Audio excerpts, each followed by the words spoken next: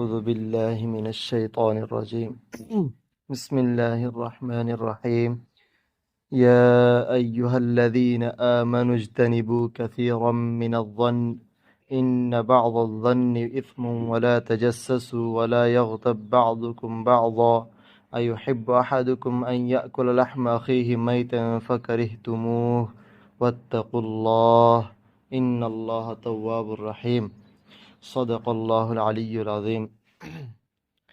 معاشرے میں بگاڑ اور فسادات کے ہم اسباب پڑھ رہے تھے۔ کل ہم نے 3 اسباب پڑھے تھے جن کے ذریعے سے معاشرہ تباہ ہوتا ہے اور لڑائیاں پھیلتی ہیں، اور آج ہم 3 اور پڑھنے جا رہے ہیں۔ ان کا بھی بڑا دخل ہے، جھگڑوں میں، لڑائیوں میں، فسادات میں، ان تینوں چیزوں کا بھی بہت زیادہ دخل ہے۔ اللہ تعالیٰ فرما رہے ہیں یا ایھا الذین آمنوا اجتنبوا کثیرا من الظن، اے وہ لوگو جنہوں نے ایمان لایا، اجتنبوا کثیرا من الظن، تم بچو بہت سارے گمان سے، بہت سارے گمان کرنے سے بچو۔ کیوں بچنا ہے؟ ان بعض الظن اثم، اس لیے کہ بعض گمان کرنا گناہ ہے۔ تو کسی کے بارے میں برا گمان کرنا یہ بھی کیا ہے؟ گناہ ہے۔ تو ایک سوال پیدا ہوتا ہے کہ اس میں کہا بہت سارے گمان سے بچو، یعنی کچھ گمان سے بچنے کی ضرورت نہیں ہے، اور آگے بھی کہا ان بعض الظن اثم، کہ بعض گمان کیا ہے؟ گناہ ہے۔ تو اس سے کیا مراد ہے کہ بعض گمان گناہ ہے تو بعض جائز ہے کیا؟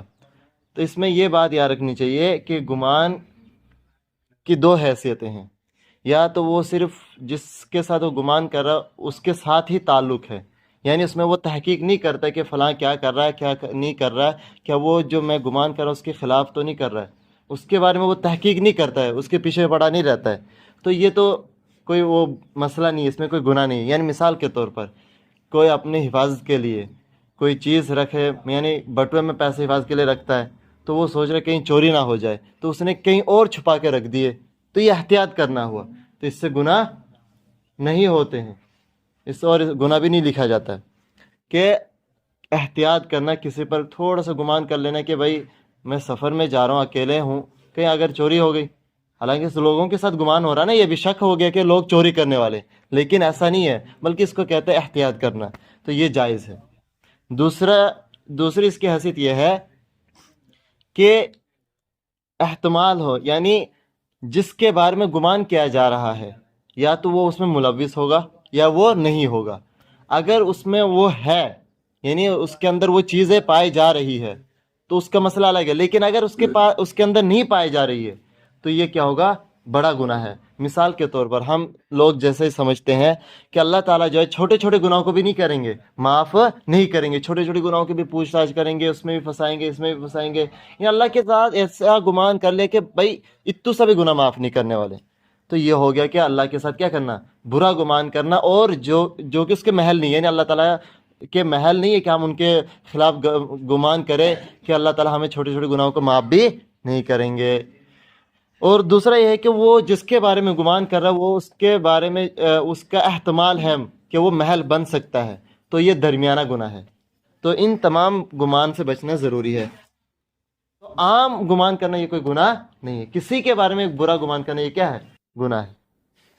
وَلَا تَجَسَّسُوا، اور تم توہ میں نہ پڑو، کسی کے پیچھے مت پڑو، برائی تلاش کرنے لگ جاؤ کہ فلاں کے اندر کون کون سی برائی ہے میں نے تلاش کر کے رہنی ہے، جیسے اس نے ٹھیکہ لے کے رکھا اس کا، ایسا نہیں کرنا ہے۔ وَلَا تَجَسَّسُوا، اس کا پیچھے نہیں پڑنا ہے۔ تجسس اور تحسس، ایک جیم کے ساتھ ایک ہا کے ساتھ، دونوں میں فرق ہے۔ تحسس کہتے ہیں اس کو جو دور سے جس کے بارے میں تحقیق کی جائے، جیسے اذهبوا فتحسسوا من یوسف، ہے نا، تم جاؤ اور یوسف کو کیا کرو؟ یوسف کی تحقیق کرو، تلاش کرو۔ تو وہ اب یوسف علیہ السلام کے وہاں کیا بولتے ہیں، بادشاہ کے وہاں تو نہیں جا کے تلاش کریں گے، بلکہ دور سے دیکھیں گے، تحقیق کریں گے یہاں کوئی بندہ آیا تھا، کیا ہوا، تو اس کو کہتا ہے تحسس۔ لیکن تجسس جو ہے یہ قریب رہ کر کیا کرنا، کسی کی ٹوہ میں پڑنا، کسی کی تحقیق کرنا۔ جیسے کوئی بندہ سونے کے ناٹک کر رہا ہے اور 2 بندے آپس میں اپنی راز کی باتیں کر رہے ہیں، اور ایک تیسرا بندہ وہاں لیٹا ہوا ہے اور وہ ایسا ناٹک کر رہا ہے جیسے وہ سویا ہوا ہے، یہ بھی گناہ ہے۔ حالانکہ وہ سویا نہیں تھا لیکن وہ ایسا کر رہا تو گناہ ہے، اس میں خیر ہو، اس میں کوئی گناہ نہیں۔ ولا یغتب بعضکم بعضا، تیسرا کیا بتایا آج کے سبق میں یہ ہے کہ غیبت نہ کرے۔ ولا یغتب بعضکم بعضا، اور تم میں سے بعض کی غیبت نہ کرے۔ کیوں نہ کرے؟ اس کی ناپسندگی کو یہاں بیان کیا ہے۔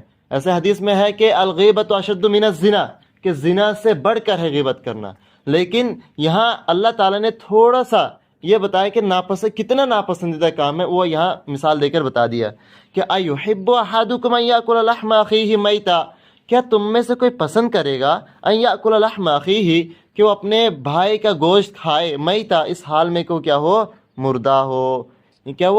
کیا کوئی شخص اپنے مردہ بھائی کا گوشت کھانا پسند کرے گا؟ نہیں کرے گا نا۔ فکرہتموہ، پس کرو اس کو ناپسند۔ یعنی جس طریقے سے تم اپنے مردہ بھائی کا گوشت کھانا پسند نہیں کرتے ہو، اسی طریقے سے غیبت کرنے کو کیسے پسند کر لیتے ہو؟ کیوں اس کو دوسرے کی غیبت کرنے میں پڑے رہتے ہو؟ بس پیچھے پڑے رہے، فلاں ایسا ہے یار، وہ ایسا کر رہا ہے۔ اور رمضان کے مہینے میں اگر غیبت کیا کسی نے تو اس کا تو روزہ ہی ختم، روزہ کا کوئی ثواب ہی نہیں ملے گا۔ تو اللہ تعالیٰ ہمیں غیبت سے زیادہ اور باقی دوسرے جو تیسرے اسباب وغیرہ ہیں اس سے بھی حفاظت فرمائے، کہ ان تمام یہ برائیوں سے ہماری حفاظت فرمائے، رمضان میں خاص طور پر۔ واتقوا اللہ، اور اللہ سے ڈرو، یعنی تم کسی اور سے ڈرنے کی ضرورت نہیں ہے، بلکہ صرف اللہ سے ڈرو، اللہ سے ڈر کر یہ کام کرو۔ تم اگر اللہ سے ڈر کے کام کرو گے تو تمہیں کیا ملے گی؟ اس میں اجر ملے گا اور ثواب بھی ملے گی۔ تو بعض جگہوں میں جو ہے غیبت کرنا بھی جائز ہوتا ہے، کچھ جگہوں میں ہے۔ ان میں سے مثال کے طور پر اگر کسی کے یہاں فتویٰ لینے گیا تو بھائی کسی کے بارے میں فتویٰ دینا تو اس کے بارے میں بولنا پڑے گا نا کہ وہ کیسا شخص ہے، تو وہاں غیبت کر سکتے ہیں۔ جیسے کہ حضرت ہندہ رضی اللہ تعالیٰ عنہ حضرت ابو سفیان رضی اللہ تعالیٰ عنہ کے بارے میں مسئلہ تلاش کرنے کے لیے آئی تھی آپ علیہ السلام کے پاس، تو انہوں نے بتایا کہ وہ شخص ایسا ہے، کنجوس ہے، مجھے پیسے نہیں دیتے، تو یہ غیبت ہوا؟ تو کہہ رہے ہیں کہ غیبت نہیں ہے، ایسا کر سکتے ہیں مسئلہ تلاش کرنے کے لیے۔ اور اسی طریقے سے اگر کسی ظالم کی غیبت کرنی تو کر سکتے ہیں۔ اور اسی طریقے سے اگر کوئی فاسق شخص ہے، کھلا کھلا گناہ کرتا ہے، تو لوگوں کے دلوں میں اس کی نفرت ڈالنے کے لیے اس کی کیا کر سکتے ہیں؟ ہم برائی کر سکتے ہیں۔ تو یہ بہت ساری کچھ جگہیں ہیں، 6 جگہ بتائی جاتی ہیں، ان میں سے یہ چند جگہیں، تو اس میں غیبت کر سکتے ہیں اور اس میں گناہ نہیں ہوگا۔ اور غیبت کرنے والے کا گناہ تب تک معاف نہیں ہوگا جب تک اسے کیا نہ کرے، معافی نہ مانگ لے۔ اب غیبت کہتے کس کو ہے؟ کوئی برائی کسی شخص کے اندر پائی جاتی ہو اور وہی بیان کرے دوسرے کے سامنے، اور اگر وہ شخص سنے تو اس کو دکھ پہنچے، اس کو کیا کہتے ہیں؟ غیبت کہتے ہیں۔